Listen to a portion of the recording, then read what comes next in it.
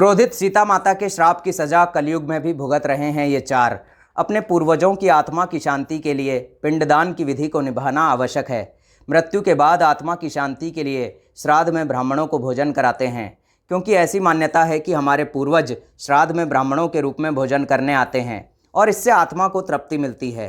प्रभु श्री राम के अपने भाई लक्ष्मण और पत्नी सीता के साथ वनवास जाने की बात हम सभी लोग जानते हैं। इस बात से अयोध्या के सभी निवासी दुखी थे। राजा दशरथ राम और लक्ष्मण के वियोग के इस दर्द को झेल नहीं सके और उनकी मृत्यु हो गई। पिता की मृत्यु की इस खबर से राम और लक्ष्मण सभी को गहरी ठेस पहुंची। वाल्मीकि रामायण में माता सीता द्वारा गया में दशरथ जी के पिंडदान को लेकर एक किस्सा मिलता है। गया में ऐसे 5 लोग थे जिन्होंने झूठ बोला, जिसके कारण उन्हें माता सीता का श्राप झेलना पड़ा। इस श्राप को आज भी ये लोग भुगत रहे हैं। इसलिए ये जानना ज़रूरी है कि साक्षी के वक्त झूठ बोलने से पाप लगता है। इसके बारे में जानने के लिए रामायण के इस अंश को सुनना बहुत ज़रूरी है। एक बार वनवास के दौरान भगवान राम, लक्ष्मण और सीता पितृपक्ष के दौरान श्राद्ध करने के लिए गया धाम पहुँचे। वहाँ श्राद्ध कर्म करने के लिए आवश्यक सामग्री जुटाने हेतु राम और लक्ष्मण नगर की ओर चल दिए। उधर दोपहर हो गई थी। पिंडदान का कुतप समय निकलता जा रहा था और सीता जी की व्यग्रता बढ़ती जा रही थी।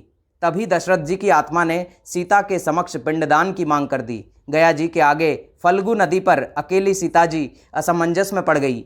उन्होंने फल्गु नदी के साथ वटवृक्ष, केतकी के फूल और गाय को साक्षी मानकर बालू का पिंड बनाकर स्वर्गीय राजा दशरथ के निमित्त पिंडदान दे दिया। थोड़ी देर में भगवान राम और लक्ष्मण लौटे तो माता सीता ने कहा कि देरी के कारण समय निकलता जा रहा था, इसीलिए उचित समय पर मैंने स्वयं पिंडदान कर दिया। यह सुनकर श्री राम ने कहा कि बिना सामग्री के पिंडदान कैसे हो सकता है, इसका प्रमाण दो। तब सीता जी ने कहा कि यह फल्गु नदी की रेत, केतकी के फूल, गाय और वटवृक्ष मेरे द्वारा किए गए श्राद्ध कर्म की गवाही दे सकते हैं। लेकिन फल्गु नदी, गाय और केतकी के फूल तीनों इस बात से मुकर गए। सिर्फ वटवृक्ष ने सही बात कही। तब सीता जी ने दशरथ का ध्यान करके उनसे ही गवाही देने की प्रार्थना की। दशरथ जी ने सीता जी की प्रार्थना स्वीकार कर घोषणा की कि ऐन वक्त पर सीता ने ही मुझे पिंडदान दिया। इस पर राम आश्वस्त हुए, लेकिन तीनों गवाहों द्वारा झूठ बोलने पर सीता जी ने उनको क्रोधित होकर श्राप दिया कि फल्गु नदी जा, तू सिर्फ नाम की नदी रहेगी, तुझ में पानी नहीं रहेगा। इस कारण फल्गु नदी आज भी गया में सूखी रहती है। गाय को श्राप दिया कि तू पूज्य होकर भी लोगों का जूठा खाएगी, और केतकी के फूल को श्राप दिया कि तुझे पूजा में कभी नहीं चढ़ाया जाएगा।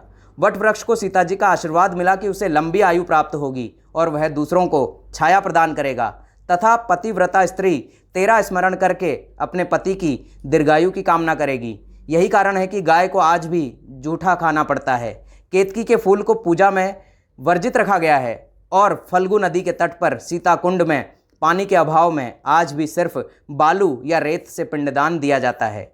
दोस्तों, आज की ये वीडियो अगर आपको अच्छी लगी हो तो चैनल को सब्सक्राइब जरूर कर लीजिएगा और कमेंट बॉक्स में जय श्री राम लिखकर जरूर जाइएगा।